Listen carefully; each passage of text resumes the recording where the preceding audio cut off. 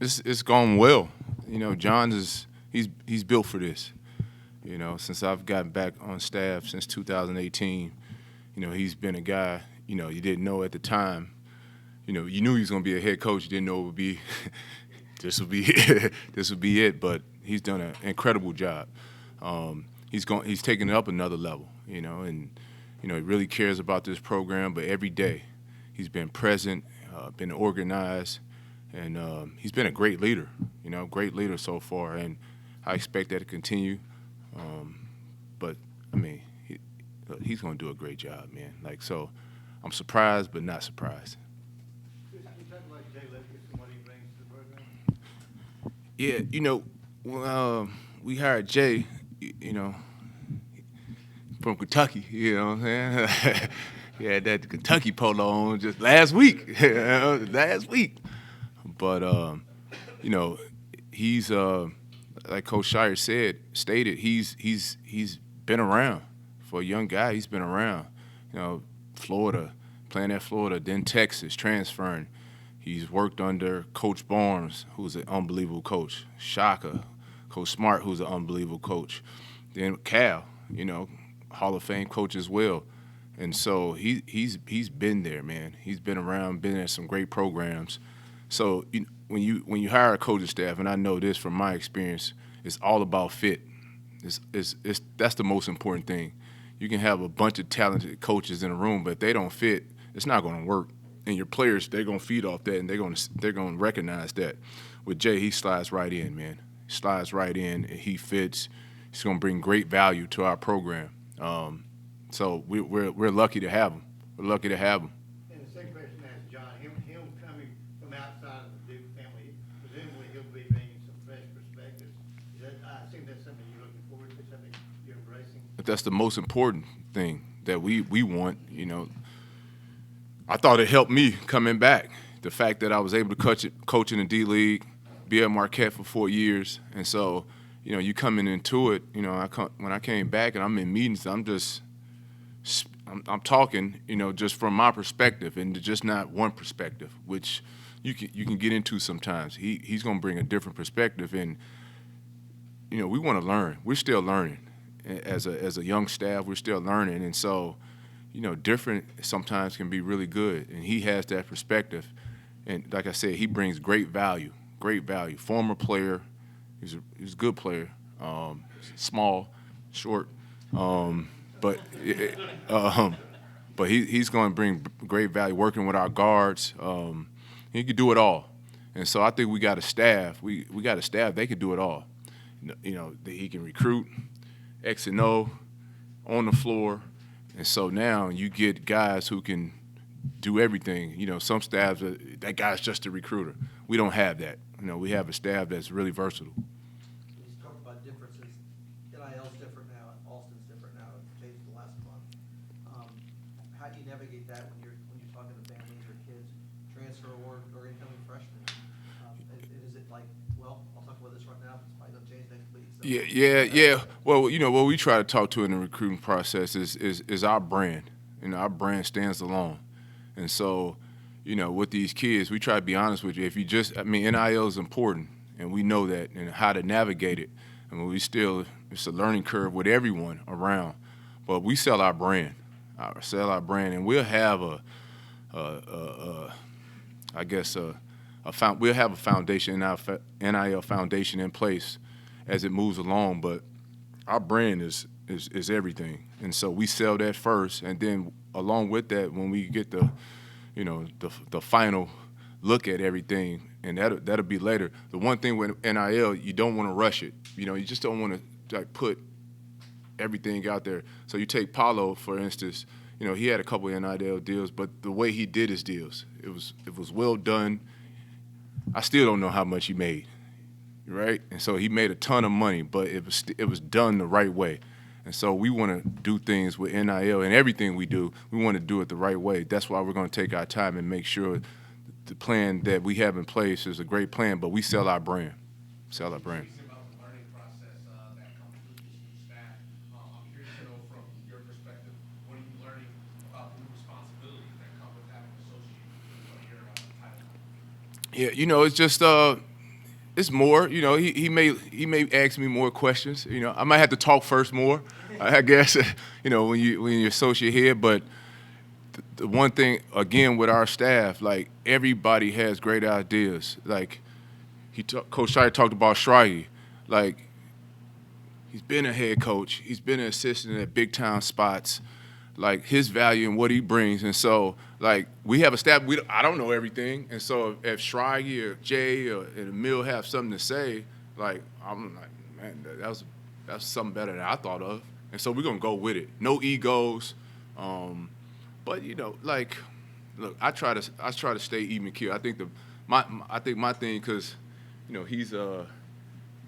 wants it now, so my thing is like just cool breeze it a little bit, kind of cool breeze him a little bit. I got to cool breeze him a little bit, you know what I'm saying? Suburbs of Chicago, inner city St. Louis, you got to cool breeze him a little bit. I didn't get a chance. I don't know if anybody asked me about Coach Carrawell, but one of the things I just want to say while he's up there, what he's saying is true. I think there's a great balance of our personalities, and during COVID, when we were off for a long period of time, me and him, like he's been like a rock for me.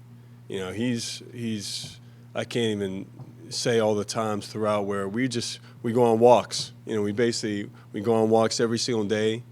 We talk offense, we talk defense, we talk culture, strategy, and just making each other better, making each other think about, all right, running a program, here's what we would do. And I think those conversations and going through that with him put me in a position where, all right, this is, whether it's a Duke job or whatever it was, but we're ready to go. And but he's the guy you want in the trenches with you. That's the first thing I would say. Anybody who's ever played with Chris Carrawell, anybody who's ever been on staff with him, he's not afraid of anything. No, he's not afraid of anything. And he's somebody that you want in the trenches with you. And so for me, just while he's up there, I just want to say how important he is to me and what we've been through already, dating back to 15 years, and what we're going to go through together moving forward. It's not going to be all smooth sailing. There's going to be mistakes. There's going to be things that we do we want to get back. But for me, having him by my side is, I can't say how important that is. If he's cool breeze, then what am I? Is that what you're going to say? Good breeze. So that toughness, is that something that you think can be taught in the development in your players, or is that something that you look for on the recruiting trail to find that guy to fill that role? You said toughness? Well, I mean, if anybody were to put a trait to Chris's game when he was playing, it was toughness, right? Yeah. Well, you said that, and I didn't say that. No, but it's true. No, it's true. I mean, look, I think as a staff, and also for myself, the best compliments you can have from your team is they play the way that your personality is. And I think we have a staff of tough guys. Now, Chris has gone through, a lot in his career. Like, he's had to earn it every step of the way. He was here with some really talented players, and Coach K couldn't take him off the floor because he impacted winning as much as anybody who's ever been through our program. I mean, he's impacted winning, and that's the toughness, that's the ability to be there in key moments and be dependable every single day. And so if we could find another Chris Carrawell, that'd be a great thing.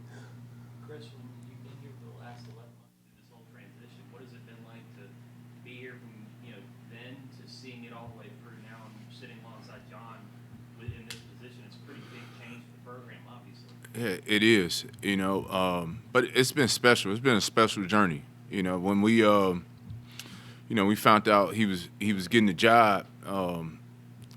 He came over to my house because we live close, and he tried to surprise me, but he couldn't. I was like, why is he at my house? First of all, but when he was named and he was like, I'm gonna be named, I ran around my front yard, just took off because I was so excited, and our walks, kind of weird, right? To walk him and I, okay. But yeah, right, yeah, okay. I just knew I was like, man, this guy's gonna be he has it, he has it, and so to see it come like to fruition and be in this moment, and to be by his side is I'm so excited for him. I'm so excited for our entire staff, but he has it, man. He has it. He has all the goods. Some guys just you look at him and the talent on that side, just like, man, his mind, the way he thinks and sees the game, but the relationship with the players.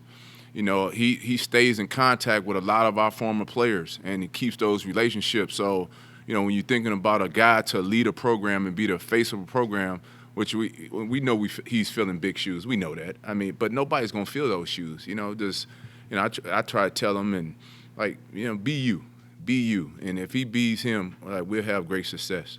How long does it take to figure out that somebody has it, like you're talking about how John has it? Yeah, well,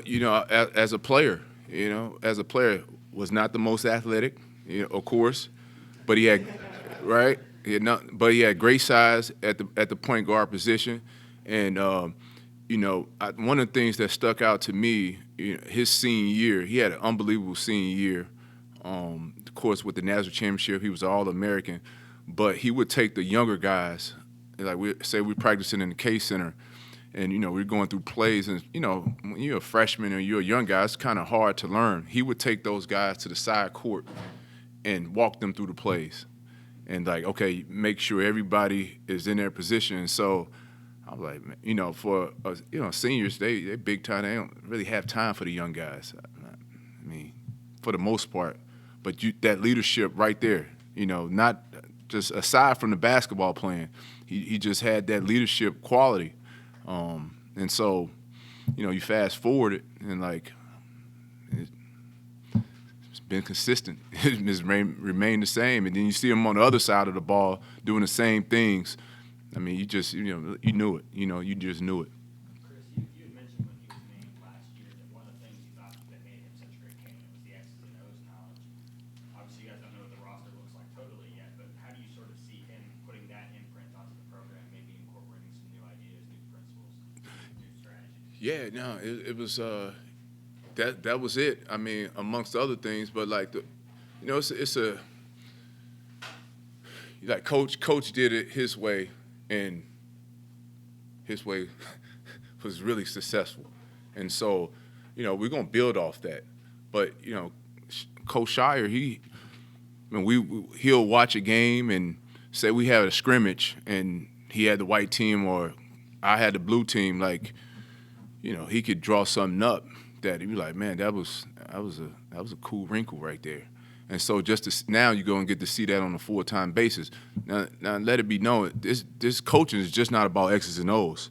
You can have the best plays, but you got to get guys to buy in. And so the one thing that he's going to have is he's going to have guys buy in. We're going to have a team that buys in. But you look at him, this dude is competitive, man. He's competitive as hell. Don't be fooled. He wants to win more than anybody. And our staff as well, Amile Jefferson is a guy who, he's a national champion as well. These guys are really competitive. They don't necessarily look like choir boys, but don't let the baby face, see how he look? He's mean, right? He can be mean, man. You know what I'm saying? So, he has that competitive fire that you have to have as a head coach, and he has it. And so, besides the X's and O's, he wants to win. And so, I can get down with a guy who want to win. Anything else, Chris? One more quick one. This is why I remind everybody, you were ACC Player of the Year. I'm saying, yeah. You were talking about Duke branding. Obviously, you guys are off to a great start with branding by recruits. I know you can't talk about any of that individually at all. But being ahead of the game like this, would this help you with possibly diving in and developing this team a little quicker, knowing that you've got a little bit of your work done? Or not so much? I think so. I think the one thing that you have, every year has been different since we've been here. We got great turnover. And so one of the things that we try to take advantage of post-COVID is the summertime. I thought with the group that we had this past year, getting them here early in the summertime was huge. And so they got the chance to build off the court, you know. And so you got this great talent, but how did they connect? And we got them to connect off the court, and then in turn we were able to push them on the court because we were able to connect with them off the court. And so now if I get on a guy, if I get on Apollo, like he's going to respond because we built up a relationship through recruiting, but also taking advantage of the summertime. And so having these guys come here June 19, June 20, whenever they get on campus, that's when we start to build a relationship. And so now when we push them hard, these kids now, they all wanted, back then when I was playing, I sound like I am old head. But like back then it was, you were told something, you just did it. These kids now, you tell them something that most of them want to know why. And so when you're able to explain the why and push them, you get the best out of them. But these connecting off the court in the summertime, being able to coach them hard on the court, follows up everything we built with them in a relationship with recruiting. And so that's going to be an important part of it moving forward. All right, Chris, thank you. Yep. Appreciate it. Jay?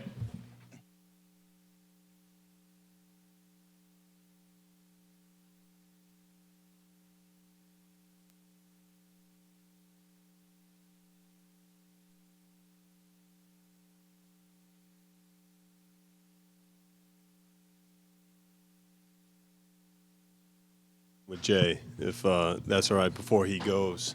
You know, when we were having conversations, and the more that I learned about him, and the more that, you know, you think about Duke, and it's a special place in Durham, but the family connection that Jay has here is incredible. You know, he is, you know, his grandfather who, you know, have you seen him yet? No.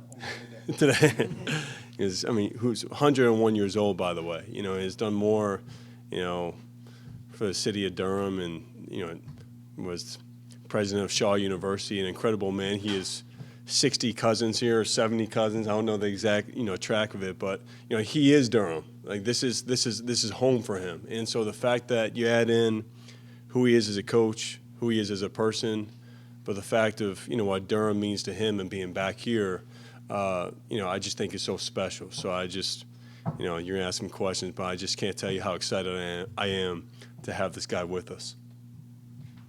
Yeah, I guess so. First of all, my name is David Thompson. Yep. Nice to meet you. Nice to meet you too. So, how much of that was the draw just to come home? It was a big part of it.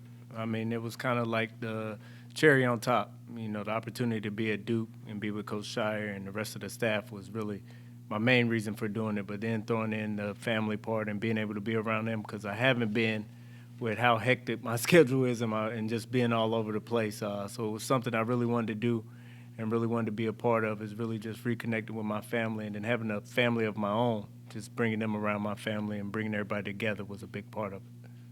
Jay, hey, I'm Jim Sunders. Yep. Good to meet you. Nice to meet you. I want to follow up on John's comment. Everybody wants to talk about your father for obvious Yep. reasons. I want to talk about your grandfather, Yep. was the principal at Hillside Yep. forever. I'm pretty sure you have other educators in your extended family, so Yep. education was important to the Lucas family when you were growing up. How did that emphasis on education inform your decision to become a coach, and how did it lead to you ending up at Duke? Well, like you was explaining, my grandfather is really the superstar of my family. You know, everybody always gives my father the credit for being the first pick and everything like that, but my grandfather, some of the stuff he's done just for education in the state, he actually got his doctorate here at Duke, and he got, you know, his master's at NYU. He has a middle school named after him here. So that's something that's always been near and dear. My father also was valedictorian.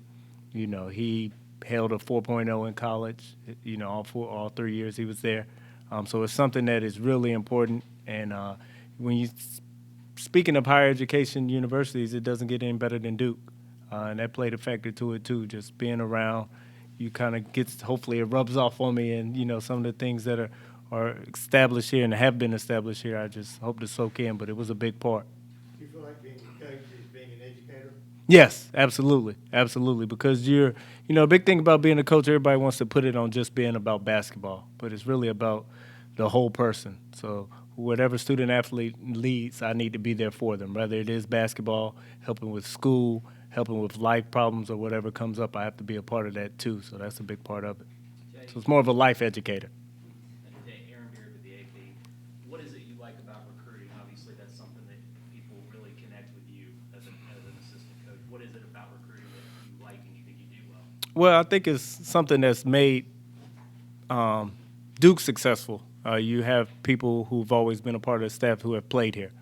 So you know in recruiting what a recruit wants to hear because you've been through it. You lived it. I think that's one thing of why they've done such a good job here with Coach Scheyer, Coach Carrawell, and Amile. You know, it's nothing about Duke or playing at Duke that they can't tell someone, you know, because they lived it, they experienced it. And it was kind of similar for me. You know, I played at a high level, and I was really had the benefit going through it. It wasn't a benefit, but I had the benefit of kind of doing a little bit of everything where I did start and play 35 minutes a game. I transferred and had to sit out. And then when I transferred, it was games where I didn't play, or I had to play spot minutes and play, you know, 2 minutes here, 2 minutes there. So I've kind of had to experience everything. You know, playing in the G League, I've been cut. So it's not really much in basketball, you know, I haven't been through. Of course, there are some things, but just being able to express that and being able to know, like, okay, what is he thinking? What have I done where I can kind of connect with him on that? Hey, Jay, Steve Weissman with the News and Observer. Nice to meet you. When you're recruiting in a place like Duke or Kentucky, is Mhm. it different than other stops you've been at? How do you approach that? Do you have a style you're going to use and that kind of, you know, which brand you're representing? You know, I think everyone has their own style and their own template, but you have to kind of, you know, adjust to where you are. So, you know, recruiting at Texas is not the same as it was recruiting at Kentucky, and I'm sure it won't be the same as recruiting at Duke. And you got to kind of people, you know, the biggest thing is people who fit Coach Scheyer. You know, that's the most important thing. People who he's going to want to coach, who he's going to want to be around, and who I think will be successful under him, and who we can help as a staff. You know, that's the biggest part of it all. And it really starts with Coach Scheyer and what he sees and what his vision of how he wants the program to look like and what he wants it to be. And then that kind of determines who you recruit. Jake, 36 years ago, 60 Oh, wow. pounds ago, I used to play pickup ball with your dad in Carter's Gym, believe it or not. Okay. But John, he's an amazing tennis player, Yep. basketball player, Yep. a lot of things. He's still working, I guess, with the NBA camp, helping people with Houston. Mhm. I mean, I'm not even sure what all he's got going on that. But what kind of influence did he have on your life? And have you guys had a conversation since you took the job with John? And how did that go? If you can share that. I mean, he's the biggest influence on my life. You know, just as a father and then me becoming a father, the lessons you learn as a kid, you know, you don't like going through them as you're going through them, but as you get older, you understand kind of what he was doing and what he was trying to do. It's not enough I can say to express, you know, what he means to me and what he's done. And he's someone I talk to every day. You know, he's when I was going through this, he kind of asked me and asked all the tough questions and, you know, made me think of, you know, the decision of wanting to do it and wanting to come to Duke and what it meant for me and my family and everything like that. So, I mean, he's everything. Brian Bowler. Nice to meet you. Nice to meet you. When you were hired, I got quite a few messages from Kentucky reporters saying that one of the most extraordinary things about you is your ability to connect with players, and that you're the go-to guy for players when they want to talk. Why is that so important to you? How are you able to connect with them so well? I think it was just kind of what Coach Carrawell was explaining. It just really starts with the relationship. That's how you build it, and just time spent. You have to spend time with them. Of course, you're going to spend time on the court, you know, going through all your basketball stuff. But, you know, the biggest time is off the court because then you can also kind of connect on a different level. They see you differently, bringing them over to the house, you know, having them around your family, things like that. That kind of builds on the relationship, and then you have to go from there. And a big part of it is you have to be reliable. You have to be there for them, you know, just not when it's going good, but also when things aren't going bad, because everybody's going to have some type of scenario, situation, or something happen in the season where it doesn't go great, you know, and they have to know you're in their corner with them no matter what. So through all those experiences and that relationship builds that connection. Hey, Jay. Freddie Marson here. But nice to meet you. John mentioned you guys played against each other. You both played. I was wondering what you remember about that. Finally got to the good stuff. Just how you guys maintain the relationship and how that goes. Well, I was actually playing up. He didn't explain that. So that's a big difference in it. And it was kind of like, I guess, what the EYBL has turned in. So it was a Boo Williams tournament. We're playing each other in Hampton, and it was actually my first game playing, and we played them the first night or whatever. And so I get in the game and I'm like, oh, I'm gonna pick him up full court. He's a big guard, you know, he's not gonna be able to do anything. And then after that possession, I was like, all right, let me give him some space, So it went good. They did beat us, so it did go their way that night. But kind of just the thing of watching him from afar ever since then. Because back then, we didn't have YouTube or nothing, so this was like the first time you saw people play. It's like when you actually played against them. But then just watching him through college and then him, developing as a coach and everything he was able to do, and then getting the opportunity to spend time with him and get to know him the last 2 weeks. I mean, after that, I kind of understood, why he is who he is and what he's done so far, and then, where I think he can go and take the program. And I just wanted to be here to help him and be a part of it.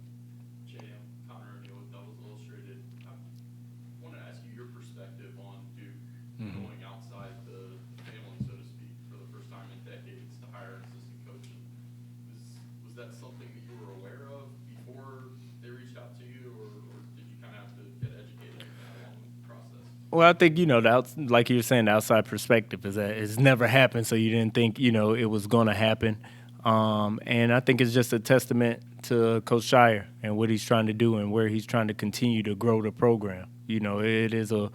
It's a big thing, like you're saying, it's something that's never been done, but just shows that he's in the right seat and the right situation to do it, because he's trying to find a way to continue to advance Duke to be more. And, it's already has been built on a great foundation by Coach K, and he's trying to find a way to, make it his own and take that next step. And I think that just goes to show, how serious he is about the job and how committed he is to the university and to the program.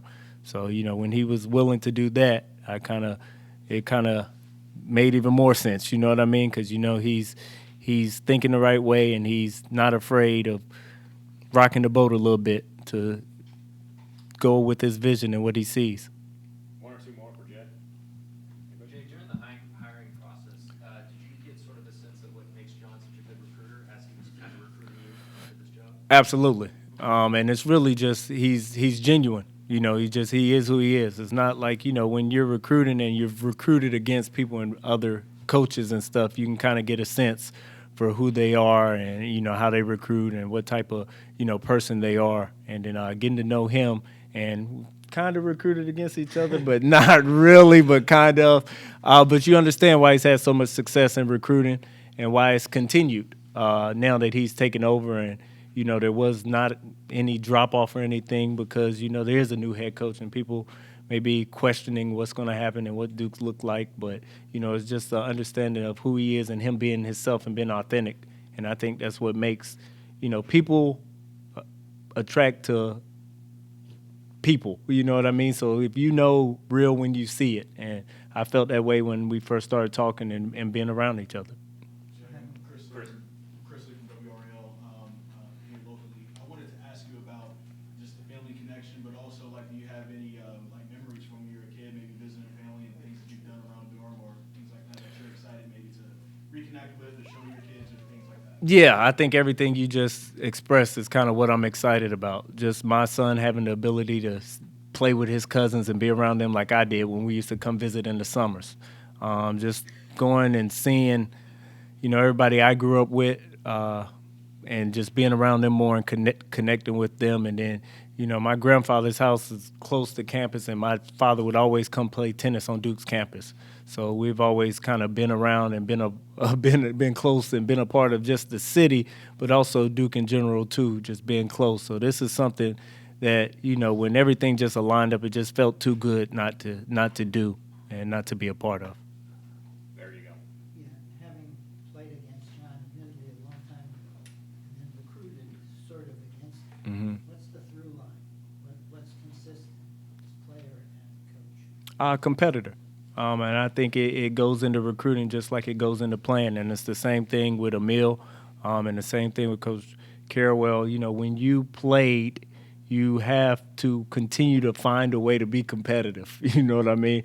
We're not still playing basketball, but we still have that gene and that fire in us, and we have to find a way to kind of feed it. And I think that's the one thing when talking to them, and, you have to be competitive to be a good recruiter, just because everything is constant because it's always changing. So you have to stay on top of stuff.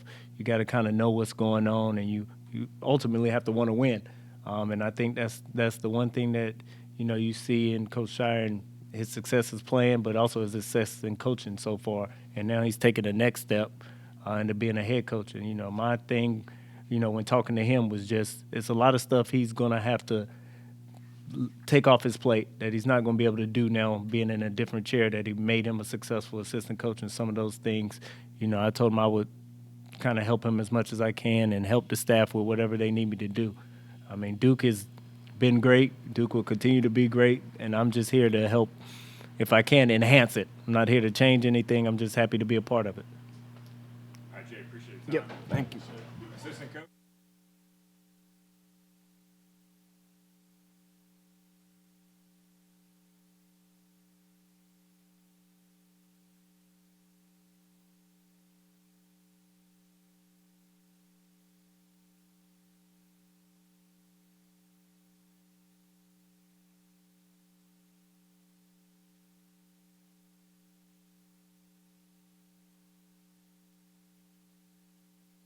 I appreciate that.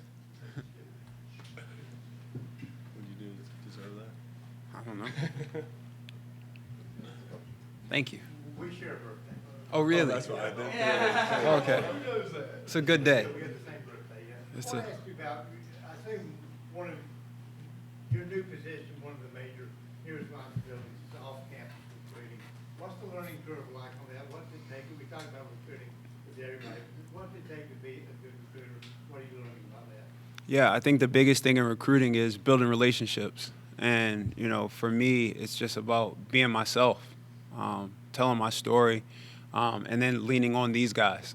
They've all done it. They've recruited the best of the best.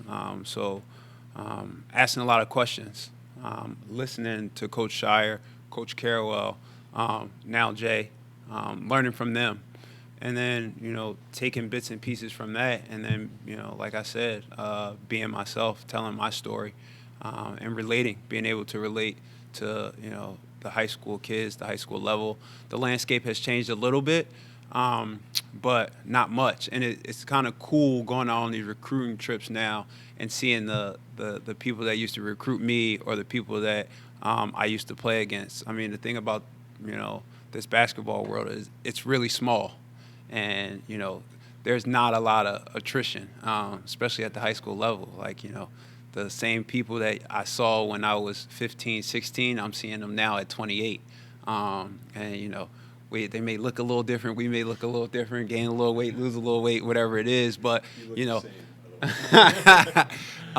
they're all the same people. And that part has been pretty cool. And you don't miss a beat with them, especially when it's a genuine relationship. So, when I see somebody that I haven't seen on the road, whether it be a coach, a college coach, or, one of these grassroots coaches or whoever, it's pretty cool to, snap back, 10 years. And then we automatically talk about when I was playing in that gym.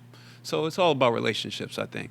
I try to remind Amile to make sure our recruits don't wait as long as he waited to make a decision. He only made a decision in May of his senior year. So actually, it worked out for us. But that's the only thing I've had to try to make sure I explain. Quick follow-up. You were the first Duke assistant coaches I can remember who was primarily a post player in college. Does that give, I guess question both of you, does that give them an extra advantage on the recruiting trail when you recruit post players? Don't you think Chris Carrawell was a post player in some respects? Now that he can't talk with, I'm gonna get my shots in with Carrawell. I'm gonna get him back.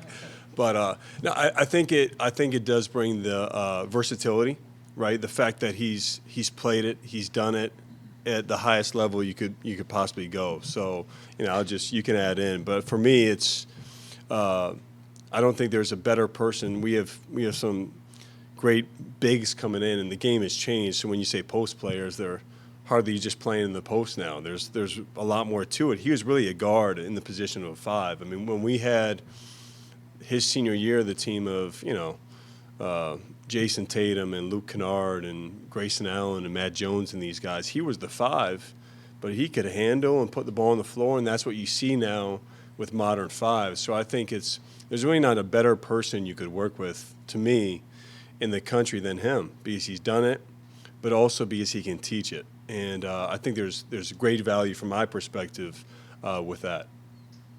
Amile, you just finished your first year in the coaching world. The learning curve is new. How much did you learn the last year, particularly getting to do extra things because of Chris's health and being able to step in when you did? I mean, I learned a ton. It was so valuable for me this past year to be able to. It was kind of trial by fire, because I didn't know when I signed up that I would be able to do that. Actually, I was kind of told that I wouldn't be. The exact opposite. Like you can't, you can't go on the road. You can't do certain stuff. You probably won't be able to be on the court, but it'll be a good time for you to sit back, watch, and learn, and kind of groom yourself and teach yourself. And then once the season started, and some of the rules changed, and I was able to be on the court. It was pretty cool to be able to, get in there. And I think the hardest part was like finding your voice and being confident out there. But Coach Scheyer, Coach Carrawell were unbelievable in bringing me along and helping me to find my voice and giving me the confidence. And then it was just basketball, and that's what you realize. And I've learned so much over the course of my time playing. I played for some great coaches, some unbelievable coaches, to be honest, and they put in a lot of good stuff. And unfortunately for me when I was playing, but fortunately now that I'm here, I was like the practice guy. So I was the guy that, Amile, we need you to do this. So I retained it. I learned it. And I learned it at the most basic level because I was the guy they used, so then they could talk to, Vooch or Carl or these guys. So I learned a ton. And it's been great because it's helped me back here now. It's a time of a lot of change, obviously, for this program. What does it mean for you as someone who's been at Duke for a while, going back to your playing days, and to be a part of this new opportunity, this new era with John in charge now? I mean, it's incredible. I mean, I'm really grateful to Coach Scheyer for bringing me back, and for letting me come back. He's such an amazing mind, and to learn from him every day is incredible. I mean, I know he's going to be amazing. I have the utmost faith and belief in him, and it's his competitiveness, but the way he attacks everything with a purpose. We've been saying this. Communication and collaboration equals success, and he epitomizes that. It's not just him; it's him working in an ecosystem with all of us, and it's been pretty cool to work with these guys every day. So I'm excited. I just want one thing on that with Amile. It's the relationships we all hope to have as coaches. That's what I had with him as soon as I got back. He was the first 4-year player that I had a chance to be a part of. So when I got back, I mean, me and him, I remember he had, he had the injury, and there's moments we've been through together that I'm not even going to go into, but it makes you closer. And to see the development, to see the evolution of Amile Jefferson as a player, but also, just in his life as a person, as he starts, he's getting married soon. Am I outing you by saying that he's taking the next step? And so just to see the evolution, I'm really proud of him. Just in the fact that he's, this special of a coach doesn't hurt at all. So I think that's what we all hope to now do is we bring our players in, and so but the relationship we have is pretty special in that regard. Amile, you mentioned communication. When you your areas of excellence, you're as a defensive communicator in real time. I'm sure John remembers that. Is that something that you are going to utilize as a coach? Is that one of your specialties, teaching these guys how to talk on the court? Definitely. Like you said, I know how important education is. And, you know, the biggest thing for me about that is it's contagious. So, you know, once you get one guy doing it on the floor, he can really branch out to the other ones. And that's when you have, you know, the 5 guys working together as one. And so for me, yeah, you know, I'm already a pretty loud guy. So it's kind of natural. It's going to be natural.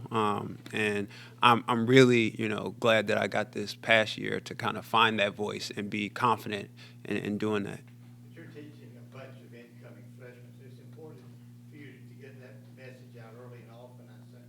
Oh, of course. And you know, we have guys that, you know, are leaders, even young.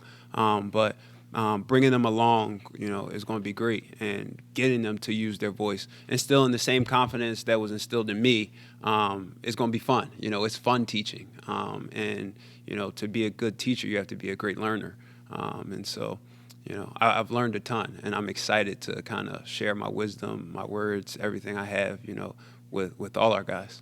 Yeah, you mentioned it's fun teaching. Like, what did you enjoy most when you did get those on-court opportunities last year? Like, what do you, is it the recruiting, is it being on the floor with guys? Like, what are you most looking forward to? Yeah, I think it's one of the most fulfilling things for me about being a coach is when you teach somebody something, they retain it, and then you see them do it on the court. I mean, it's a cool feeling, and I never understood that as a player, I guess. But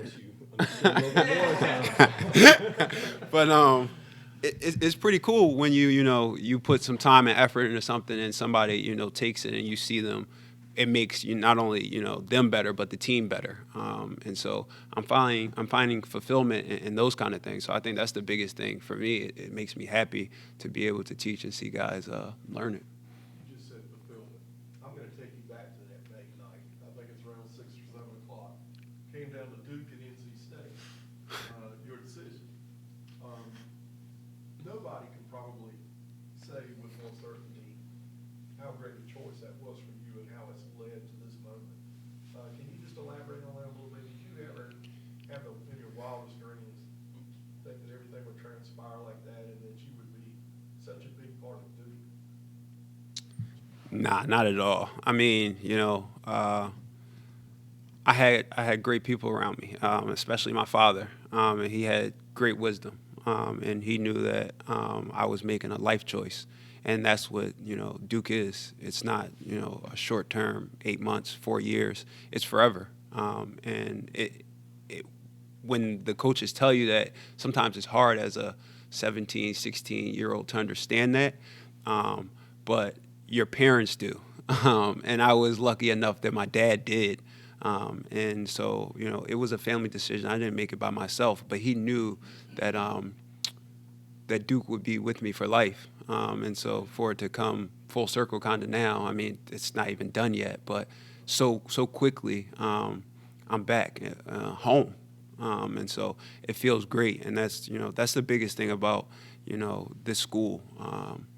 Not only the network, the people, they care about you on a deeper level. And when you're a part of this, it's a forever thing.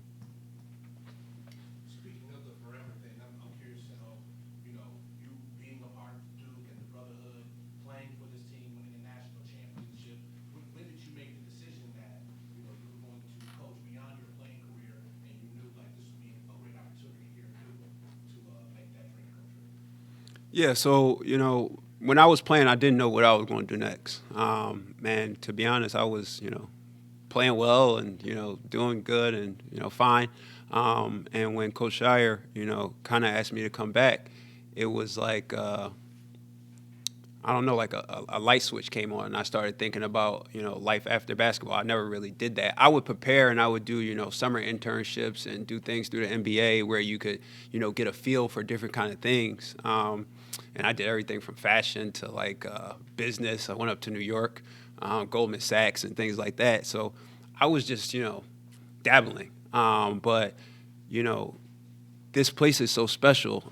When you get an opportunity like that, you really have to think about it. And I did. I took my time, like with everything.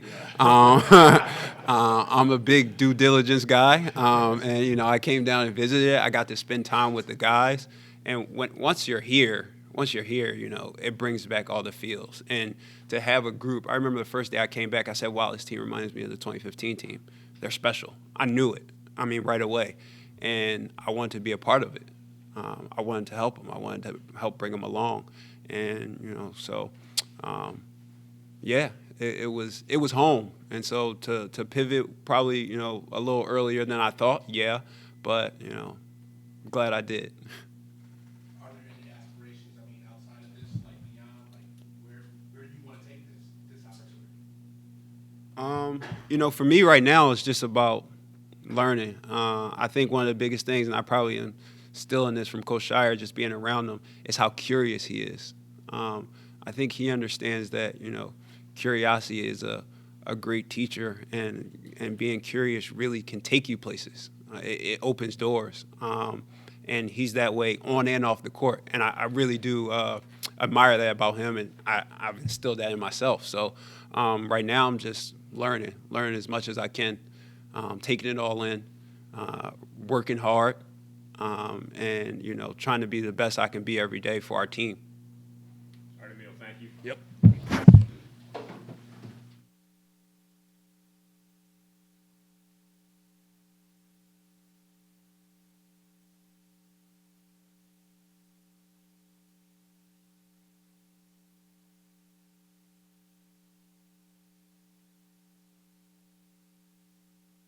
Right, warmed up the crowd for you. Yeah. That's right. Mike, after the Eli game, we spoke a little bit. You had helped John, I think, contacted you to help get that game together. But at that time, you said how much you loved it, and it was obvious. Yeah. And you had spent time here. Are you basically a little ecstatic to be back? It seems like you're very happy to be back in Durham. What game? I can't remember past the first TV timeout, but I am ecstatic. This was a tough decision for me, and a lot of people have asked, but I made it because I love Duke. My 9 years here with Coach, and meeting guys like John Scheyer and Chris Carrawell, and then the other reason I did is because my belief in this guy, John Scheyer. I couldn't believe in him more. So I love being a head coach. I love D-Lon.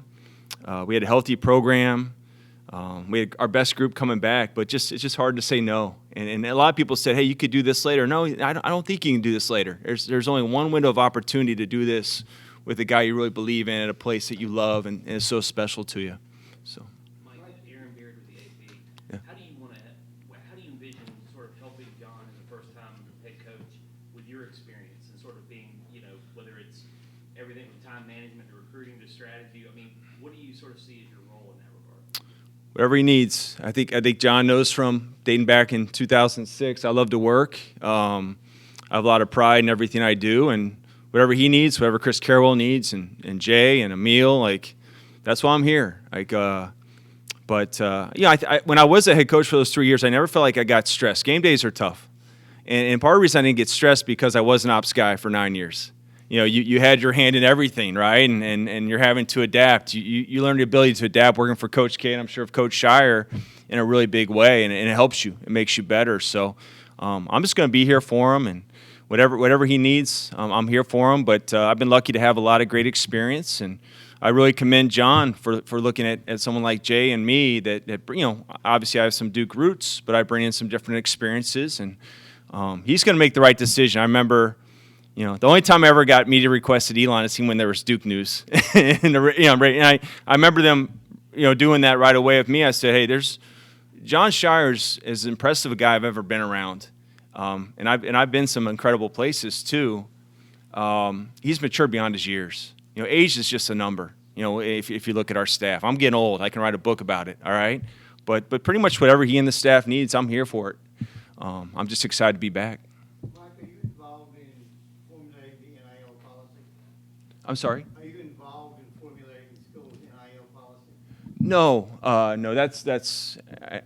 That's something that's going to continue to be deliberated and talked about. But yeah. Because, like everybody, but kind of get a feel for your job description is so broad. Yeah. Trying to get a feel for what a day in the life of you looks like. Can you kind of fill us out? Yeah, I think it's all being defined. First of all, we're lucky. I'm just going to have to continue to learn what I can and can't do, right? Because I have been on the court. I don't mind missing recruiting on the road anymore. That's a little bit. Like some guys in our profession need that. I didn't need that. I'm good. I got a 7-year-old son who's in his senior year of high school coming up. I got a 14-year-old daughter. I don't need that in my life. But trust me, and I enjoyed it. Don't get me wrong, but. I think whatever John, you'll learn more, but whatever John Scheyer, this staff needs, I'm going to do. And, all these guys bring tremendous experience. I don't bring that playing experience. I was a 6'1" forward, way back in the day. But I do think I bring some experience from different spots I've been in positions. And whatever they need me to do, I'm all about Duke, all about John Scheyer. Mike, you're Brendan Marson, the athletic. Yeah. You're the only person on the staff who has prior head coaching experience as well. Like, how valuable can that be, just having somebody else who's had to make decisions before, who's had to make choices and sort of instill everything from the top down level? I think it's beneficial. I went into Elon thinking I'd hire someone who'd been a previous head coach. It didn't take shape. I love my staff. And, again, I felt like I was pretty well equipped at the time management piece just because of my background. Like, I think you'll be shocked. John and I will certainly talk basketball and recruiting along those lines like the rest of our staff, but I think we're going to talk a lot about just, hey, how is information disseminated to you? How is it given to you? I learned a lot in those 3 years. I definitely did. It's a different chair. It's a different seat. I mean, at the right time with our staff, too, it can be lonely.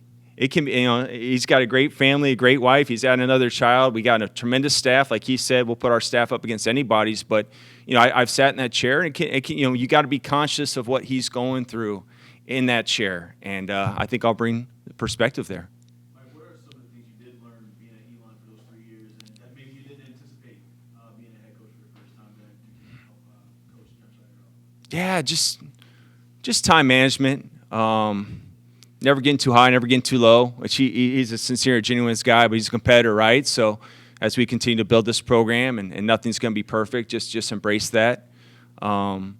Delegating is doing as long as you're doing something else. I think that's really important. He's a worker, and now he's obviously become the head coach now, but he's got to understand, and that's why he's hired the staff he has, because he can trust them. And just balancing your schedule and how you process things, I think, so important, because reality is he's done so much with this program as a player, as assistant coach. It is different now as a head coach.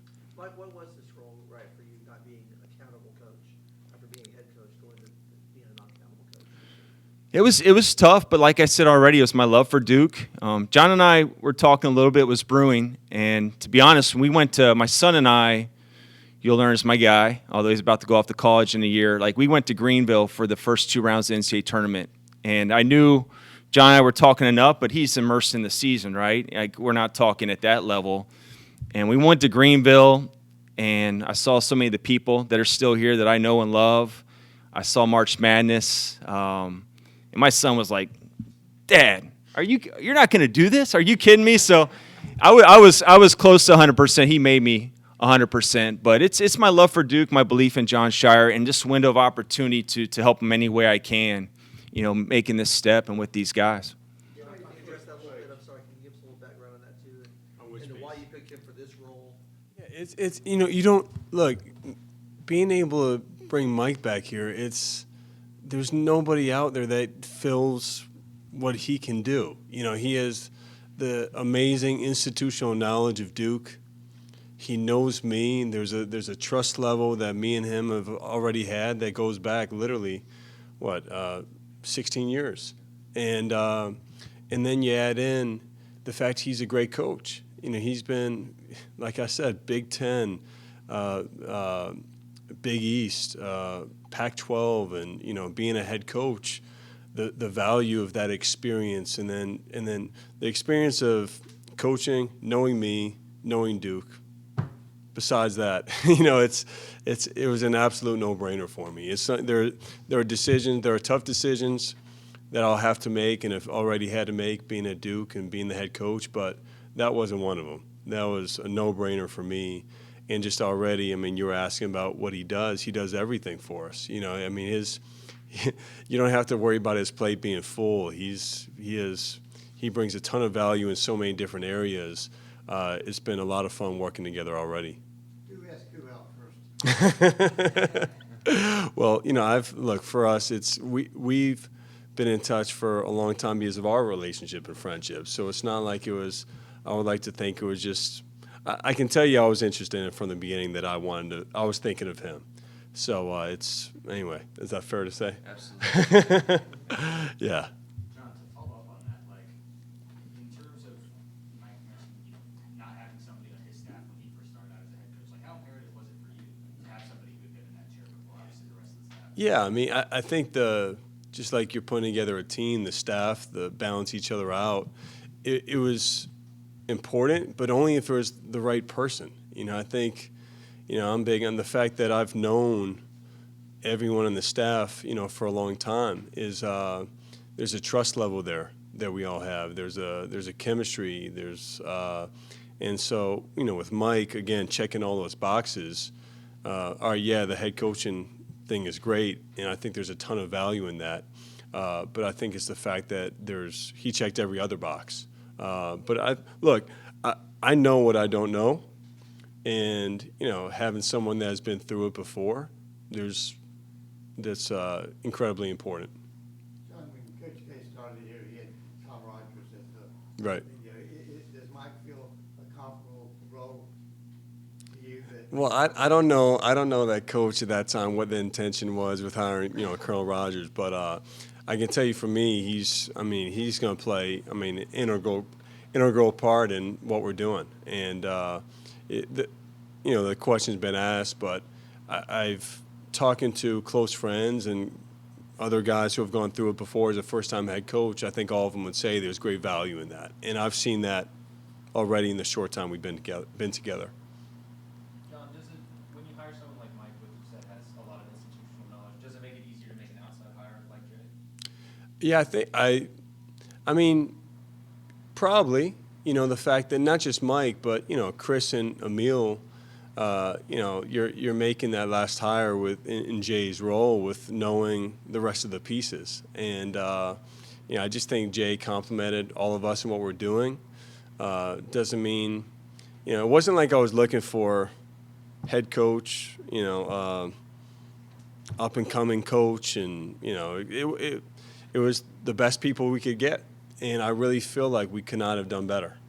I really feel that way, and so even our staff meeting today, we're talking about a few different things, and we're asking them what they've done or what they've seen, and there's so much value in that, and so much that's been added already in the 2 days that Jay's been here, and how long have you been here? It's been so good. It's flown by in 3 weeks. It's every day I'm learning something new, and like Amile had mentioned, I don't think I have all the answers. I lean on these guys a lot, and collectively we're a lot smarter than we are by ourselves. All right, Mike, thank you. Yeah, thank you. All right, thank you guys.